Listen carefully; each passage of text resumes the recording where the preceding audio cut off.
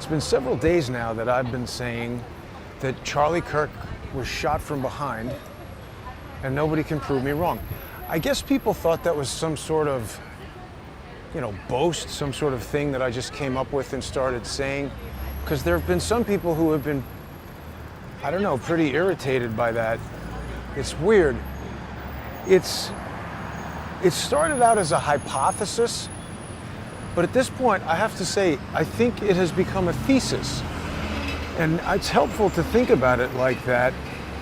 I put up this tweet here on X. People can follow me on X if you're not on there, at JG_CSTT. I'm super shadow banned. But basically, a hypothesis, it's a testable proposition or an educated guess about how something works that's used mainly in scientific or investigative contexts to predict outcomes that can be confirmed or disproved by evidence. And a thesis is a statement or central argument that you intend to prove or defend through reasoning, research, and analysis, and it's used in academic writing like essays or dissertations. And so, people can read that tweet and think about the differences between a hypothesis or a thesis, but this has become a thesis because I can defend it. A lot of people have been contacting me, whether it's on my main X account or this backup account that's not yet shadow banned at Jason Goodman NYC. People have been contacting me, and don't get me wrong, there's a lot of positive feedback. Many people have seen my interview on Redacted with Clayton Morris, and thanks again to Clayton for having me on there. I'm glad to get this information out. I want people to hear it. The reason I'm doing this is that I just don't think American citizens should be shot and murdered in the middle of a college courtyard while they're having a conversation, whoever did it.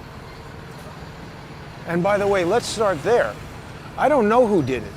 A lot of people want to get me into these X spaces where they say, Jason's a Jew, so let's talk about how Israel did it. I don't know if they did or didn't. Obviously, Candace Owens has now presented these text messages, seem pretty damning, look pretty authentic, but again, even if they are 100% authentic and as bad as they seem, it's not proof of murder. It's proof that there was some disagreement and strife, and maybe even about to be a big disagreement there. But people are jumping to conclusions that I don't agree with. And then on the other side of that, oh my goodness, look at this little tiny dog. Very cute. Anyway, people are jumping to these conclusions that I don't agree with. And then on the other side of that are people who are attacking my thesis, mostly with stupidity. A lot of people have also heard that I've put up this evidence bounty. It's a sort of a challenge. I've mentioned, I'm offering money. I've created a research fund. I put in $1,000 of my own money, and Crowdsource the Truth viewers have chosen to up the bounty to $1,770. You've got to be subscribed to Crowdsource the Truth to qualify to receive this bounty to even get into the debate.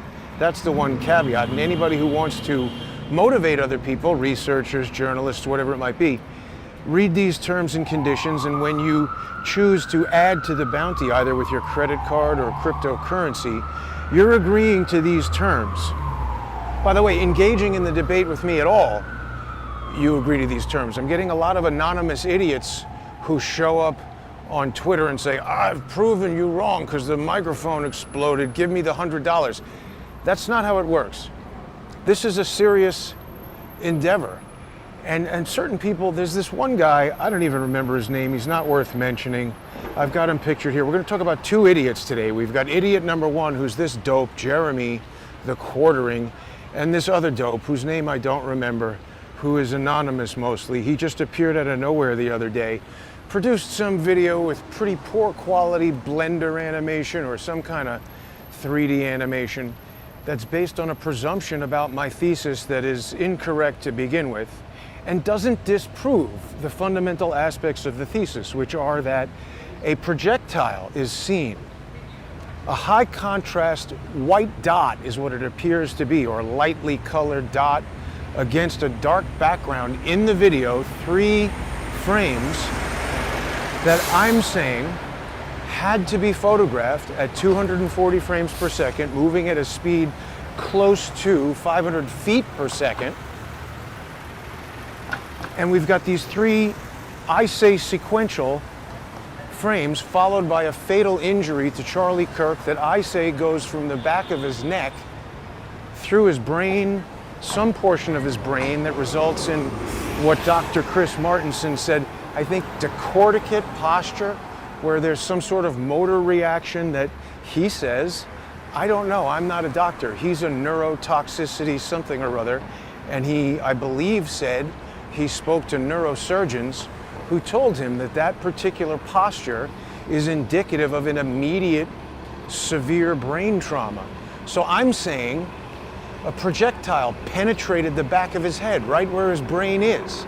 And the first thing it did was injure the brain, causing that posture.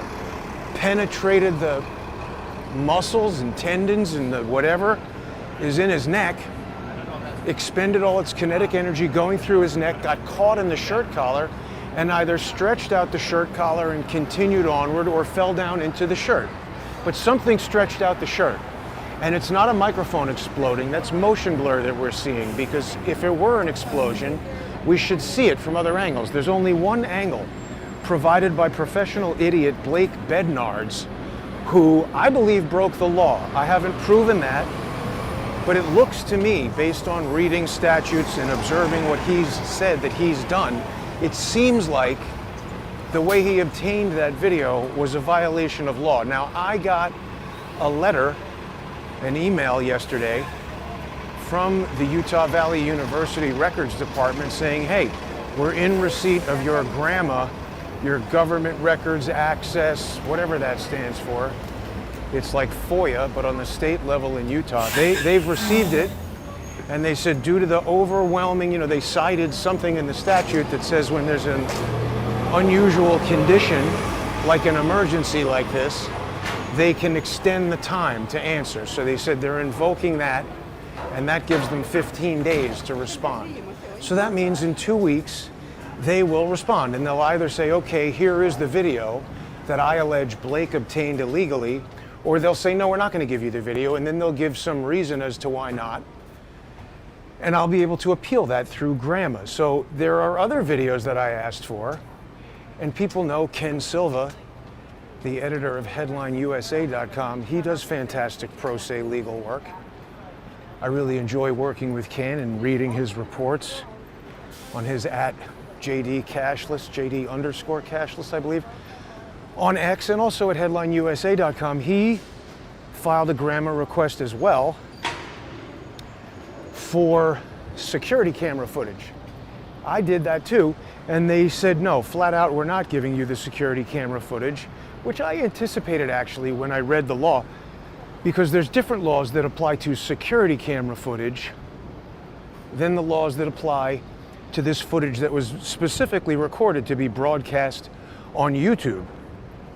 They've said, we need to think about that, the YouTube one. And the reason why I should have access to that is, that's already been released to the public. It was obscured to comply with the rules of YouTube, but when I say, look, I want to use that already public video for forensic analysis, and I don't have any terms of service as far as not showing people getting shot, so give me the full video so I can forensically analyze it, I think they're going to have a hard time saying no to that. Which is why I was so upset that Blake Bednarz potentially did something illegal to get it and release it, because lawyers who don't really know me apart from watching YouTube and X, and in some cases maybe sponsoring the show on crowdsourcethetruth.substack.com or subscribestar.com or patreon.com/crowdsourcethetruth, lawyers who read what I wrote said, you're right, this guy's an idiot because he's destroyed the evidentiary value by, kind of getting that video and releasing it. So now the defense can say, well, this video no longer has any evidentiary value, we can't use it, or I don't know, but they said it's not the right way to do it. And Blake is an opportunistic idiot at best, and a deliberate evidence saboteur at worst, which is why I put out that article on X saying he should be prosecuted for that. Not only because he's trying to mislead people about things that I'm reporting on, drones and whatever, he seems like a troublemaker, a George Webb-style misdirector, and he's not an honest guy. Anyway, back to the idiot Jeremy, the quartering. So I've put out this challenge, and here's the thing. If people don't like me, if people don't like my conclusion, if people don't like the challenge, they don't have to watch. I always use this analogy. It's like if I open a restaurant, you don't have to come to the restaurant. If you come to the restaurant, you can leave a bad review. You can tell people, I don't like it. You're free to whatever, civilized means, tell people, you go out with a friend, I ate there, I didn't like it. You could write a whole news article about how terrible it is. But what crosses the line is coming into my restaurant and vocally running around in the room telling people, Jason is this, Jason is that, the food is bad, get out of here, leave. I can kick you out of the restaurant. I'm not taking away your rights to eat in restaurants. You can go to other restaurants, you just can't come to mine. I'm not going to allow you to sit in the restaurant and sabotage the business. Likewise, if you're going to stand outside and tell people don't go in there, I'm going to exercise my legal rights to get you to go away and not do that. So remember, we saw little idiot number 2 on Jeremy's shoulder. That's essentially what that guy's doing. He did not go to crowdsourcethetruth.org and read the terms of service and become a sponsor on one of the qualifying channels. By the way, your money will come back to you if you receive this payout from the bounty, but you've got to be registered on Patreon, Subscribestar, Substack, or X Premium, because I'm offering to pay over $1,000. This is going to be a business transaction, and I'm not going to do that with an anonymous, unknown internet troll. It's going to be as if you're buying a car from me, or I'm, selling a car to you. We have to know who each other are, because I'm going to transact business. This is not a wager. This is not a sweepstakes. It's not a game of chance. This is an offer. I'm offering to buy information for a news publication, but it's got to be good. So this is how, it's like a job interview, essentially. So if you're unwilling to tell me exactly who you are, and you're unwilling to participate by the terms that I've laid out, no one is forcing you to participate. This little idiot on the shoulder of Jeremy was peppering me with crap on X, saying, oh, Jason's a gatekeeper. He's not even giving out the Adam Bartholomew 8 gigabyte video. Now, this idiot with the Blender animation, little idiot on the shoulder, he's trying to disprove the bullet hitting Charlie Kirk in the back of the head theory. That has nothing at all to do with Adam Bartholomew's video. And by the way, Adam Bartholomew has made his video available on his Life is Driving YouTube channel. He's got the hour and 9-minute version. It's true, I have an 8 gigabyte version of that video, but guess what, anonymous idiots out there in the world? I'm not in the business of distributing 8 gigabyte files to every unknown moron who wants it just because they want it. And I'm not a gatekeeper. It's Adam's file, he has it. Anybody can contact him on X at Life is Driving, ask him for the 8 gigabyte file. He's given it to me, he's given it to Blake, it's out there in the world. I'm not gatekeeping anything, but it takes time and it occupies my resources to send these files to people. So if you're going to be an objectionable asshole, why should I engage with you at all? And speaking of objectionable assholes, let's talk about Jeremy the quartering, because I don't know who this guy is other than a fat slob who sits in front of his computer talking about Magic the Gathering. And I mean, the last time I saw that guy, I believe he was, hanging on every word of Amber Heard taking a dump in Johnny Depp's bed. So obviously he's at the height of journalism and research, and he must be a genius, because I can't imagine tackling a topic like that. But anyway, when the interview came out on Redacted, this guy, Jeremy, he released this X post where he's saying, of course, this is not irrefutable proof. I will 100% debate this individual. You're claiming he was shot by an air rifle, and then that the gunshot we all heard was just what? A totally perfectly random gunshot? No, he obviously hasn't watched it. He's calling me a nut job, right? This was October 4th, so days ago, 1 in the morning, what was that, Friday night, Saturday night? And this person said, oh, he's offering $100 to anyone, and he says, I accept. So right away, I responded on October 4th saying the bounty is increased to $1,000. Send me a DM, and let's schedule the debate. And by the way, that's not the only time I asked him, you know, he's engaging with me. I didn't go to his website and say, hey, you should participate in this $1,000 challenge. He said for $100, he 100% accepts, and he's excited to debate me. So fine, send me a DM. The DMs are open. But he didn't do that. And by the way, there's a lot of communications with this fat idiot. I didn't even capture them all here, but just to let everybody see, he said again, this was yesterday or something, yes, I'll happily talk, which I said pretty offline over the weekend. I don't think that's true. I saw him tweeting. So he says, email me to set it up. Here I'm telling him, this time yesterday, you claimed to accept the offer to debate me the other day, and now you failed to respond to multiple requests to arrange the debate. Let's do it, Jeremy. Charlie Kirk was shot from behind, and nobody can prove me wrong. So he insists right there that I email him. Okay, so now again, he's putting provisos on his 100%. I don't operate by his terms. I can do whatever I want. So I could tell, or at least let me speak specifically. I got the sense that he wasn't being sincere in his statement that he was ready to debate me, because he continued to issue insulting public tweets on his very large, I think he has 400,000 people looking at his idiotic Amber Heard turd reporting.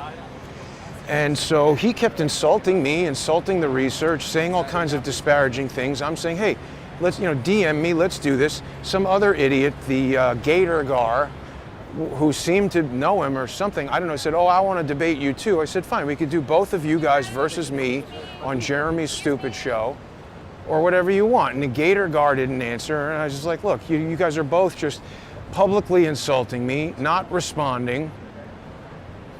So I got the sense that he was basically just razzing me. He's like up there throwing meat to his Amber Heard turd lovers. So I didn't want to email him, and I didn't immediately find his email address. He didn't have his website on his X account. He got upset that I didn't specifically Google the quartering email and get it right away. That's not the way that I do research. I'm under no obligation to do things in accordance with how he predicts I should do things. And I won't say exactly how, but through public records and anything that any person with a brain could access, I found information that led me to a phone number that I presumed was his. See, here's the wrinkle that I haven't revealed yet. It seems to me, and I can't prove this, but I've looked at a lot of these records, and I know how a lot of these fat morons on the internet work. It seems to me that this guy is doing his own version of fat dumb guy OPSEC, where he doesn't want people to find him because he's such a secretive internet troll, and he's kind of like conflated his identity with his wife's identity, I guess. I can't prove that. That's a presumption based on the evidence that I've seen in these public databases, because a phone number that it turns out was his wife's cell phone is associated with the records of his home address. I don't know how that happened. I thought I was calling him. But let's listen to the phone call because it's quite interesting. Hello? Hi, can I speak to Jeremy, please? Can I ask who's calling? Yeah, it's Jason Goodman. Hold on for 1 second. Thanks. Jeremy?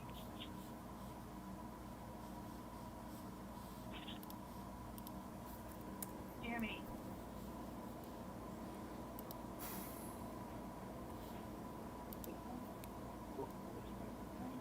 Hello? Jeremy, Yeah. how you doing, man? Good. What time tonight do you want to do this debate? Why are you calling my wife's cell phone?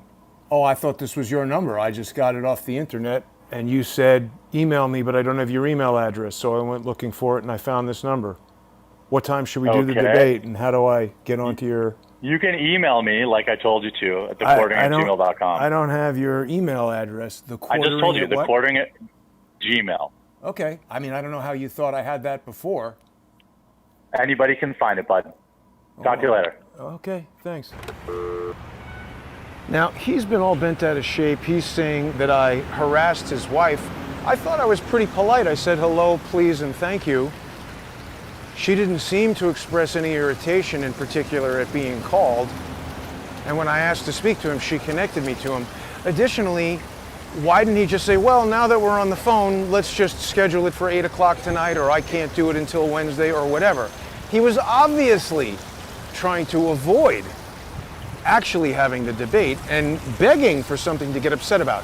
So I'll be honest, I anticipated that, and that's why I called him rather than emailing him, in addition to the fact that I'm under no obligation to play by his rules. He's accepting a challenge that I have offered. See, this is like when I have a restaurant and I come in there and I say there's chicken parmesan on the menu.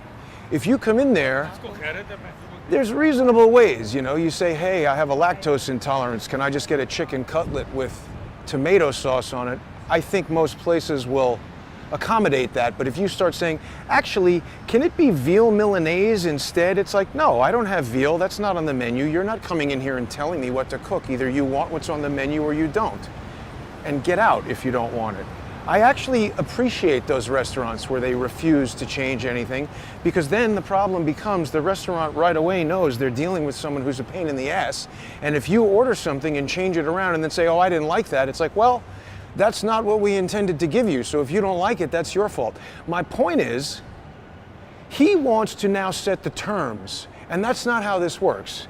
The terms are laid out. I spent a lot of time writing these terms. And it's meant to be a binding legal agreement between me and anyone who chooses to enter into these terms. If you don't like the terms, you don't have to enter. Nobody is forcing you to do it. But if you want to take up this challenge and qualify to either receive this $1,770 payment, or conversely, if you'd like to increase that payment, to increase the incentive for someone to challenge me, you agree to these terms. It's not about calling me up and negotiating the terms, because they're not negotiable. Now again, that's not to say, if someone says, hey, I read it, and there's something in it that doesn't make sense, could you clarify this? I'm not saying it's impossible for a person to bring something to my attention that might cause me to alter those terms if it makes sense. Just like leaving off the cheese, or maybe I don't want spaghetti, can I get salad? Something like that might be reasonable. But if you want to come in here and order veal Milanese, get the fuck out. It's not on the menu. Point is, this idiot with the animation is telling me, oh, you have to do this, you have to do that. I don't have to do a damn thing. You can piss right off if you don't like what I do. But if you want to be in public telling me I'm crazy and my idea is stupid and you want to debate me, don't avoid responding to me saying, sure, let's debate. See, and it's interesting. This is part of the reason why I'm now saying this is no longer a hypothesis. This is a thesis. Because it's become clear that for several days, I've been talking about this initially hypothesis. Many people, by the way, police investigators, Navy investigators, ballistics experts, lots of people have looked at this and said, you know what? Not only is this the most sensible thing I've heard, this is the only thing that anybody is saying that remotely makes any sense. So there's a lot of people who think that this is very, very close to correct. And then there's other people who disparage it but are unwilling. I'm not even asking people who want to challenge me, you don't have to put up a dime, sorry, $5 to just, it's a registration process. Okay? I mean, if you wanted to send away, let's say I had a job offer, but I was only accepting offers by certified mail, you're not willing to pay the $8 to send in the application? I'm just saying, this is a certification process. You become a registered member, a sponsor of Crowdsource the Truth for $5 between now and November 4th. And by the way, if you receive the payment, the $5 will be refunded to you in addition to the payment amount. So it'll be $1,775 or more if people choose to goose that bounty to incentivize people to prove me wrong. And it's, again, it's not a braggadocious, oh, prove me wrong. It's, I think this is correct. And if someone can fundamentally disprove it, we're going to learn something, and that's worth money to me. If you fundamentally disprove it and give me a better thesis, it's going to get integrated into the reporting, and that's going to be, you know, this is how Crowdsource the Truth works. I'm not just some idiot who says, oh, Charlie Kirk isn't dead. Look, while I'm willing to concede that that could be a possibility, given that everybody saw him bleeding a lot on video, I think it's a pretty extraordinary claim to say that he's still alive. He went into that decorticate posture. He fell off of the chair from a platform, which I don't think you could really easily do as like an acting move. You'd be hurt if you tried to do that. And it was pretty immediately in response to what looked like him getting shot in the neck and a geyser of blood coming out. So, you know, the notion that he's somehow still alive, that's a pretty extraordinary claim, and you're going to need extraordinary evidence. There's an additional group of idiots who are just posting that on X. He's still alive. You're not proving me wrong by saying that. You now have to attack this thesis, and I'm going to defend it. So somebody said, I think it was Gary from Mini Mount Tactical, he said, ask this genius why the dots don't line up. Here's why the dots don't line up. Because I've already said the dots in the composite image, they are derived, and we can see that image right here. Those 3 dots are derived from 3 separate images. 2 come from the 20 frames per second video that first emerged when Zeb Boykin went on to Owen Schroyer's show. And Owen and I simultaneously, I was watching, Owen was hosting, simultaneously we noticed, wow, that is the best quality video of this incident that I've seen so far. And Zeb was the first guy to have it as far as I know. He doesn't remember who sent it to him, but that video he shared with me, Zeb shared it with me after that appearance on Owen Schroyer. And when I interrogated the file, I realized it was 20 frames per second, which was super unusual to me. And then I started talking about it with Zeb on some live streams that we did, and then mysteriously a 30 frame per second version of that file appeared. And that's where the 3rd image of the projectile came from. Because remember, if one is 20 frames and one is 30 frames, this is part of how I scientifically arrived at the determination that it must have come from a 240 frame per second file. This is almost like video algebra. Because I could look at the 2 video files and say, well, they aren't really exhibiting any characteristics of a video with improperly formatted motion characteristics from a bizarre frame derivation. You got no courtesy for anybody at all. Fuck you, asshole. Shut up, I wish I had a bat. Video algebra, I determined that they must have come from an original that was both evenly divisible by 20 and 30, because otherwise we would have unusual motion in one video or the other. And so that could be a 60 frame per second video, a 120 frame per second video, or a 240 frame per second video. And we also discussed how getting a 20 frame per second video from a 240 frame per second video would entail taking 1 out of every 12 frames. Dividing the 240 frame video by 12 gets us to 20. And likewise, a 30 frame per second video could be derived from the same 240 frame source by taking 1 out of every 8 frames per second, and we're going to get different frames. The issue, however, was the 30 frame per second video was encoded at a much lower bit rate. And what I mean by that is less data, same length of video, but a smaller file. And you've seen that when you look around on the internet. The video gets blurrier and smushier, and it doesn't look as sharp and clear. So what happens then is the dots appear in different sizes in the different videos, and this makes aligning them perfectly difficult or perhaps not possible. Additionally, this whole original video was shot by somebody just holding up an iPhone. So even a slight tilt of their hand, which could occur in 1/240th of a second. A tilt gets exaggerated over a long distance. 1 degree or a portion of a degree could be 1 pixel up or down, 5 pixels up or down of a small dot like that on screen. So the two problems that result in the dots not being perfectly aligned in a straight line is that they are derived from two different videos of different bit rates and essentially different resolutions. And I can't stabilize those two videos because, I mean, I could, I guess, but it can't easily be done. And the point is, the way to actually prove or disprove this is to get to that 240 frame per second original file. Now, I tried to do that. People saw all that business with our friend Samir Masi. And again, although I did not prove that the video originated as a 240 frame file, it was interesting to observe Samir's reaction to the request, particularly in contrast to the reaction from Adam Bartholomew, who just right away provided the video, nothing weird about it, good explanation for why the live stream cut out, and he had this 8 gigabyte video. Everything that Adam said checks out. It was easy to locate Adam using the same sort of tools that I used to locate Jeremy and his phone number or his wife's phone number. But Adam Bartholomew wasn't doing any fat guy OPSEC. Samir Masi is doing even more sophisticated OPSEC than our fat buddy Jeremy. Samir Masi, you can't find an address for him anywhere in Utah or the United States. No one matching that name and that age. He was using a voice over IP phone number. I should have asked her what she thought of the assassination.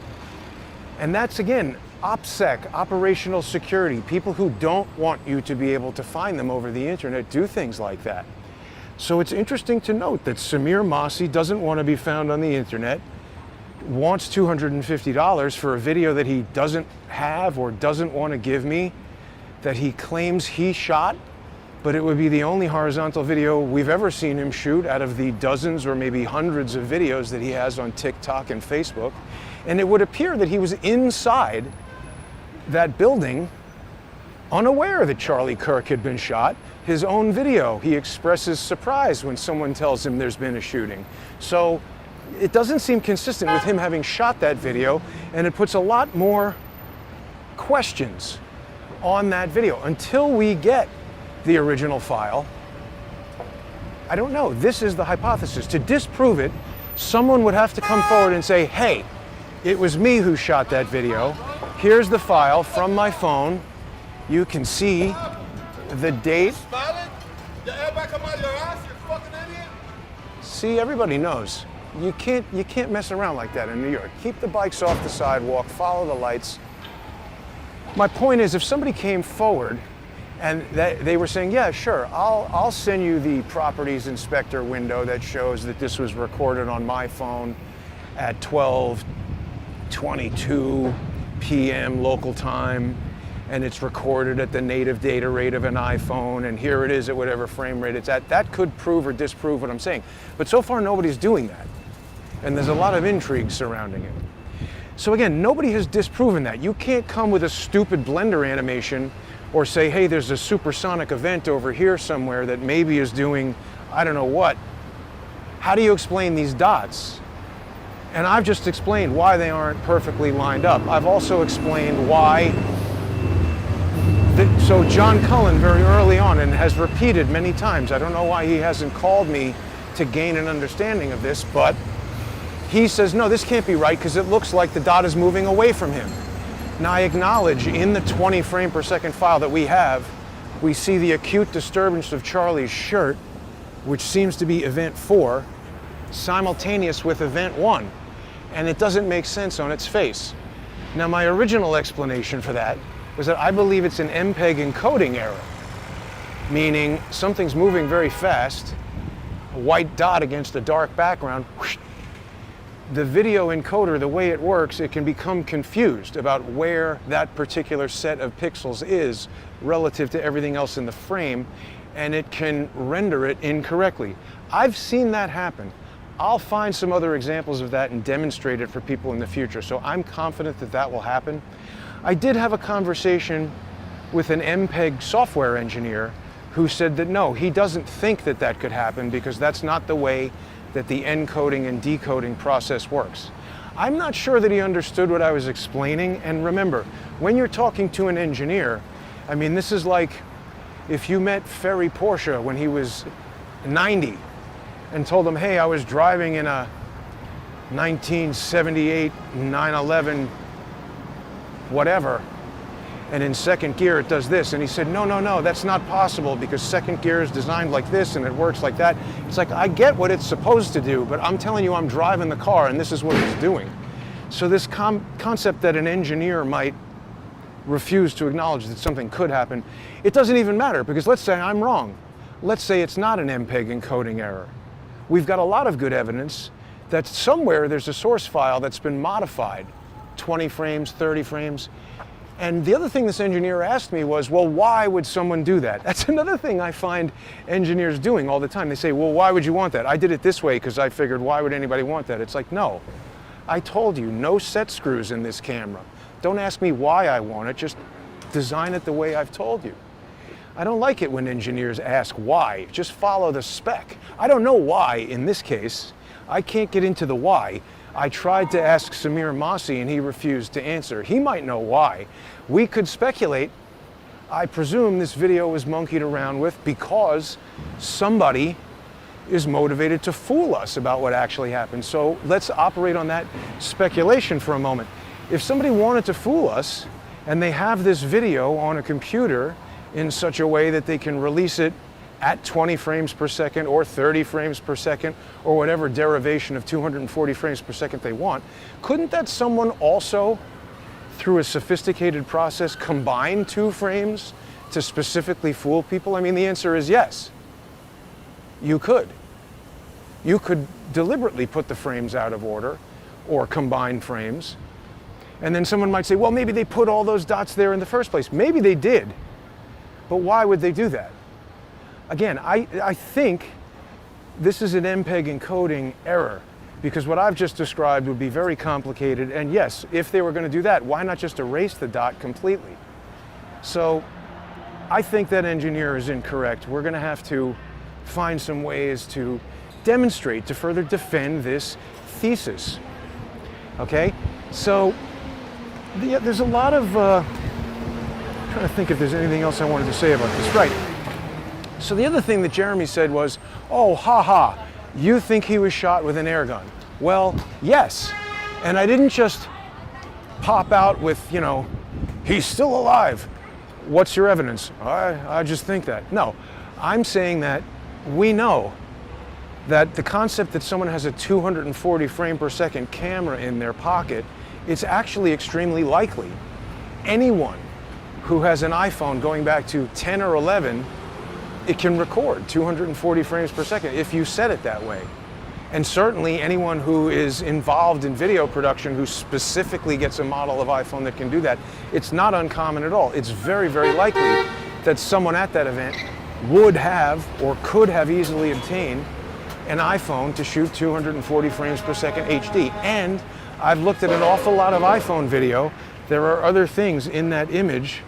It has the characteristics of an iPhone. The way it renders light blooming on highlights and things like that, it looks like an iPhone to me. So I'm presuming it was shot at 240 frames per second for all these reasons that I've laid out.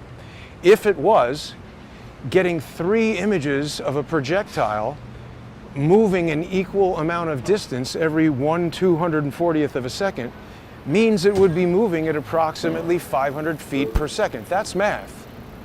So then I started looking around for, well, let's see, what can fire a projectile at 500 feet per second? And I found this. This is a very dangerous looking bin-tack M50 pistol. 45 caliber, 50 caliber. They make a lot of different versions of it. And this is a pre-charged pneumatic gun, sometimes referred to as an air gun. It's not a Daisy BB gun that you pump up and fire at your sister's ass. Nobody should do that. But I'm saying it's not like that. It's not an airsoft pistol. This is a hunting weapon, a dangerous gun. Now, I've been saying that it was the M50, but of course I don't have direct evidence that it was the M50. However, since then, I've learned there is a whole entire category of 50 caliber air rifles. And by the way, it might be 45 caliber, it might be 38, I don't know, name the different calibers. I'm not a bullet expert, but When I started with a smaller projectile and a lower speed, people seem to think it wouldn't have the kinetic force to even penetrate. What I'm saying is, we got a lot of sophisticated weapons here that can fire projectiles at 500 feet per second, 700 feet per second. They got Picatinny rails, you can put laser sights on them. These are serious weapons. And maybe it's far away shooting 700 feet per second. By the time it reaches right behind his head, it's going 500 feet per second. Firearms experts will know more about how much things slow down as they fire through the air than I do. I'm just saying for that 10, 12, 20 feet behind Charlie Kirk, we see 3 images of a projectile, a lot of evidence that it was photographed at 240 frames per second. All of that is possible, plausible, probable, and this is what it adds up to. So again, this is a scientifically derived thesis that I am now defending.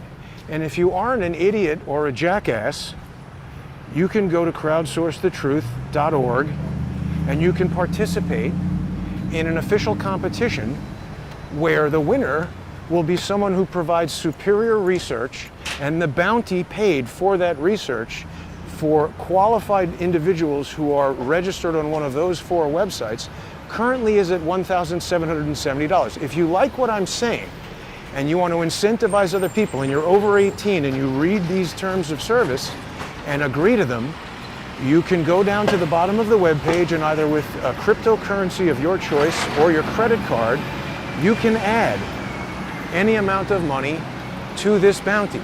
The purpose of adding money to the bounty is to incentivize other people to come forward with better research. And so people say, oh, well, Jason, who decides if it's better research?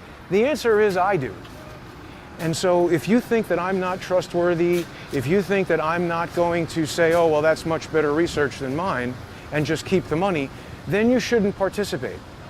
But if over the 9 years that I've been doing this, and even if you've only been watching for a few days, you observe that you think that I'm a person who speaks sensibly and wants to maintain my public integrity rather than flush it down the toilet for $1,700, then I'm asking you to trust in the product. It's like anything. You get on an airplane, you trust that the pilot knows how to fly it. There's a certain amount of trust you need to put in someone. Now, if I was doing things like saying every dot in the sky was a drone, oh, and that brings me to another rambunctious asshole who wants to razz me. So somebody who's using an anonymous account and said, hey, I'm a Patreon sponsor or whatever, which, by the way, is not a $5 license to be an asshole to me. I appreciate the people who sponsor the show, but just saying I'm a sponsor, so now I'm going to give you shit over DM, that's not how that works. Anyway, this guy put out a video with a dot saying, oh, look, I found another drone. So I went and found the highest resolution version of the video that person put a stepped-on version on Twitter. And for that, I just went to TikTok and downloaded it. I did contact the person who shot the video, but they didn't get back to me. But even the TikTok video was higher resolution and better than the video this person had used on X, and I put it through my process. I tracked the dot, I magnified the dot, and it looked like a bird to me. And I said, look, this is not a drone. And I put in a snarky comment. I said, hey, drone spotting is the sport of kings. This is an insect or a bird or whatever I said. So the person was insulted, and they came back days later, and this was valid input to some extent. They said, hey, speaking of the sport of kings, that Bluetooth low energy exploit that you're talking about that was identified by Oligo IT security, the airborne exploit, that was patched in May. And I don't know why I thought it hadn't been patched. I had seen some article when I first started talking about it that said that it wasn't patched, but sure enough, I did find articles now that said that it was patched in May. And so I correct that statement. That specific exploit had been patched, but here's the important difference. Just saying that a dot is a drone, that's completely incorrect. And there's no way to change a bird into a drone. So when you come out with the definitive statement that I've spotted a drone in this video and there is no drone there, there is no way for that to be correct. While it's true, or it may be true, that these specific, there are a load of conditions where we don't know if Adam Bartholomew had updated his software. It's likely that he did. But what's more likely is someone said, man, that whole zero-click remote code executable exploit, that's so appealing. Even though Apple stitched up the hole that allowed us to get in, let's find another way in. And it's possible that someone found a different exploit that achieves the same thing. So it doesn't change my hypothesis substantially. It causes me to sharpen the explanation by saying, okay, it wasn't specifically the Oligo IT security identified airborne exploit, but it does appear possible. And I even said this in the beginning, to tell you the truth, that even if it wasn't that, it seems likely that the US Army knows about exploits. I said, this is just an exposed zero-day exploit that this IT security company is doing everybody a service by telling you about it. It doesn't mean that there aren't other ones that aren't known yet. Maybe the Army knows about them, and maybe that's what was used on Adam Bartholomew. He didn't come and say, oh, here's the reason Utah Valley Telephone Company reported a 2-second outage at exactly 12:22 p.m. and anybody using an AT&T cell phone experienced didn't have evidence like that. It's just a wise-ass quip because he was pissed off that I said he doesn't know the difference between a dot and a drone. So fuck that person. Anybody who wants to razz me, you're just wasting my time. And $5 a month is not the fee to waste my time and irritate me. That's the amount that generous people pay when they want to sponsor the show, because they enjoy what I say and they want to see this kind of research continue. So anyway, that's basically what I wanted to say. The other thing that's interesting is, you know, all these people, the quartering, and you got to also be aware when you want to come at me with nonsense, I got a lot of people doing that for the past 9 years. So even though you might be in your house watching me here on YouTube or X or Patreon or Subscribestar or any of the other channels, just be aware, I got a lot of people coming at me with nonsense. So if you've got nonsense, you know, some other guy was like, it's just nitpicking, little tiny things. What I'm looking for is people who look at this thesis in totality and say, no, there's a fundamental flaw here. That's not what happened. Charlie Kirk was not shot from behind. That is not 3 images of projectile coming towards his head just before he receives a fatal injury. This is something totally different, and here's the explanation. Here's the other thing I wanted to say. A lot of people love to say Occam's razor. Occam's razor. It had to be Occam's razor, Jason. You're an idiot. Occam's razor, the simplest thing is that a transgender furry was on the building shooting a .30-06 rifle at him, and it ricocheted off his chest, and that's the simplest thing. But those people don't understand what Occam's razor actually says. It doesn't say the simplest thing is what happened, because if that were true, it would be Charlie Kirk gives a speech at the college, he goes to lunch, and he goes home. What happened was the guy was murdered in front of everybody's eyes, and we're presented with all of this conflicting and bizarre evidence.